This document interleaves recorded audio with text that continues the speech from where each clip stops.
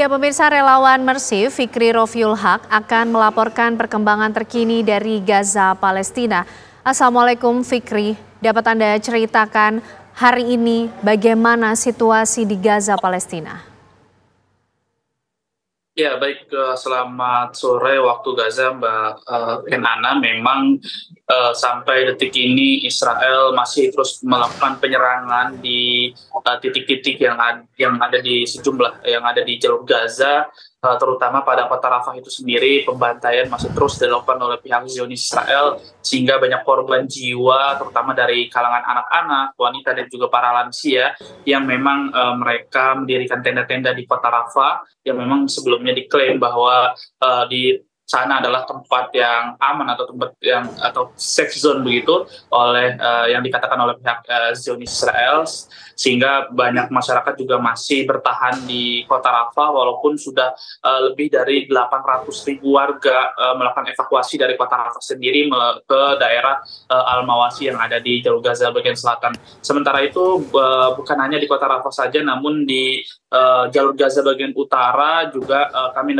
mendapatkan informasi bahwa dari wartawan lokal ataupun dari media lokal bahwa banyaknya drone quadcopter yang menembaki para warga sipil sehingga menyebabkan banyaknya kematian di kalangan warga Gaza. Dan juga informasi yang kami dapatkan juga bahwa Rumah Sakit Indonesia yang memang sebelumnya beberapa pekan lalu berhasil beroperasi, kemudian ada penyerangan yang begitu dahsyat atau begitu hebat di kota Jabalia itu di jalur Gaza bagian utara di sekitar Rumah Sakit Indonesia, sehingga terpaksa Rumah Sakit Indonesia harus kembali berhenti beroperasi, dan para medis dan nakes juga di sana melakukan evakuasi ke berbagai wilayah. Kemudian Israel melakukan penyerbuan kembali terhadap Rumah Sakit Indonesia sehingga kali kedua rumah sakit ini beroperasi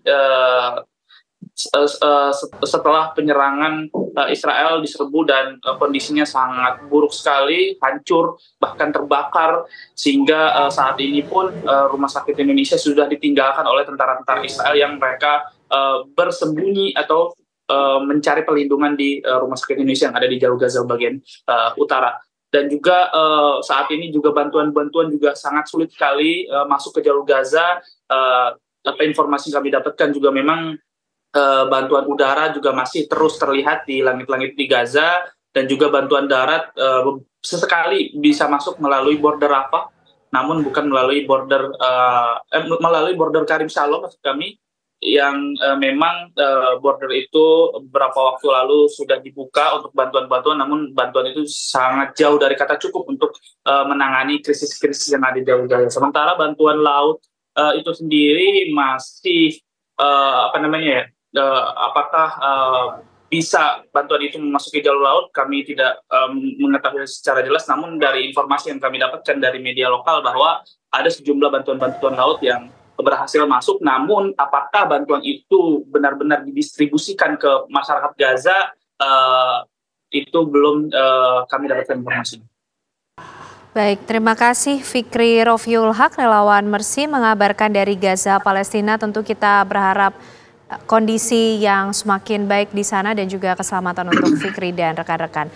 Dan pemirsa, untuk membahas serangan Israel ke Rafah, Gaza, Palestina, malam hari ini sudah bersama dengan kami ada pengamat Timur Tengah, Faisal Assegaf, yang sudah bergabung bersama kami di sini. Selamat malam, Assalamualaikum Mas Faisal Assegaf. Waalaikumsalam, selamat malam Mbak, sehat Alhamdulillah. Sehat. Tapi Mas Faisal, tentu yang menjadi keprihatinan kita dan dunia melihat bagaimana kondisi di Gaza, Palestina, utamanya di Rafah, Mas. Israel, tentara militer Israel ini bahkan menyerang kamp-kamp pengungsian di Rafah yang sebelumnya dinyatakan sebagai lokasi yang paling aman, sebagai tempat untuk warga bisa mengevakuasi dirinya. Apa yang tengah terjadi, Mas? Ya, sebenarnya ini sih bukan hal aneh, karena kan sebelumnya Israel juga menyerang penduduk sipil baik di wilayah utara itu di Bait Hanun, Jabalia atau Bait Lahia, terus juga menyerang penduduk sipil di kota Gaza. Kita tahu beberapa bulan sebelumnya itu ada serangan terhadap rumah sakit Kristen Al-Arabi yang menewaskan 400-an orang, itu sekali serangan. Dan itu juga dilakukan oleh Israel, jadi tidak aneh apa yang dilakukan oleh Israel sekarang ke Rafah. Dan itu juga apa yang dilakukan Israel ini juga seperti klaim Netanyahu Netanyahu bahwa di sanalah tempat para pemimpin Hamas bersembunyi. Tapi kenyataannya kan sampai sekarang juga tidak pernah ketemu, di mana Yahya Sinwar, di mana Muhammad Daif, itu kan tidak ada yang ketemu di sana sampai sekarang.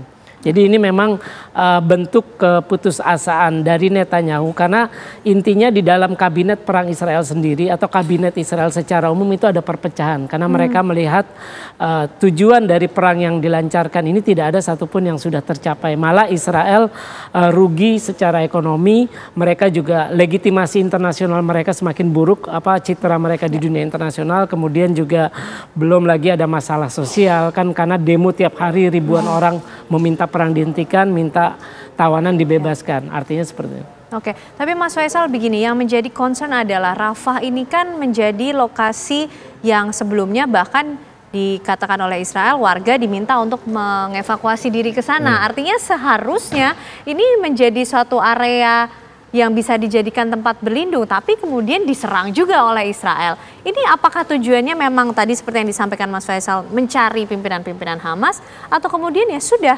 melakukan genosida tersebut?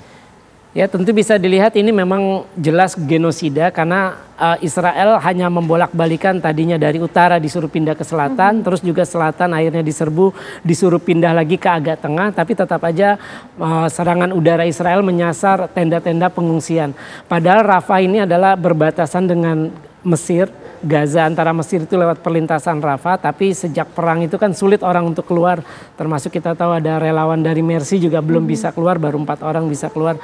Jadi memang udah jelas tujuan dari Israel sini adalah menghabisi bangsa Palestina, dan itulah yang membuat Israel mendapat kecaman di dunia internasional, termasuk juga kita tahu Mahkamah Internasional ICC berencana mengeluarkan surat perintah penangkapan terhadap Netanyahu, terus kemudian Menteri Pertahanan Yoav Gallant, karena dianggap melakukan kejahatan perang dan kemanusiaan. Artinya apa yang dilakukan pasukan Israel 8 bulan terakhir itu menunjukkan bahwa mereka memang sedang melakukan kejahatan perang dan kemanusiaan di Gaza. Makanya ada ICC sudah mulai mengajukan untuk proses untuk mengeluarkan surat perintah penangkapan tersebut. Oke, Mas, tapi kemudian menunggu surat perintah penangkapan dari ICC kemudian kepada Netanyahu, tentu harapan bahkan sedari awal hingga detik ini yang diharapkan adalah perang ini selesai, tidak ada lagi korban.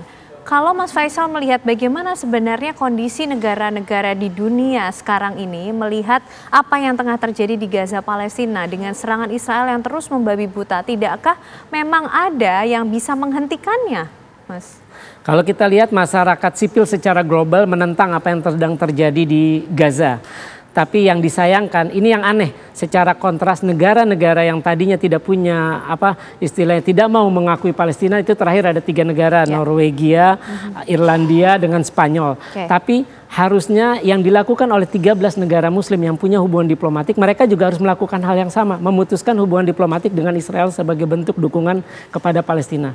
Negara yang punya hubungan diplomatik dengan Israel, 3 negara Eropa tadi, mereka mau mengakui Palestina. Artinya itu merupakan tekanan moral. Cuma yang disayangkan 13 negara muslim itu ada Turki, terus ada Turkmenistan, ada Kazakhstan, Uni Emirat Arab, Bahrain, Maroko, terus ada Yordan, ada Mesir. Ada 13 saya lupa lagi. Itu ada Azerbaijan juga, negara berpenduduk mayoritas muslim, tidak mau sampai sekarang tidak mau memutuskan hubungan diplomatik dengan Israel sebagai bentuk dukungan serius dan jujur terhadap Palestina. Itu yang sangat disayangkan. Oke, lalu kenapa hal itu bisa terjadi? Tentu kita masih ingin tahu lebih dalam lagi bersama dengan Mas Faisal Assegaf, tapi usai jeda pemirsa, kami akan kembali untuk Anda.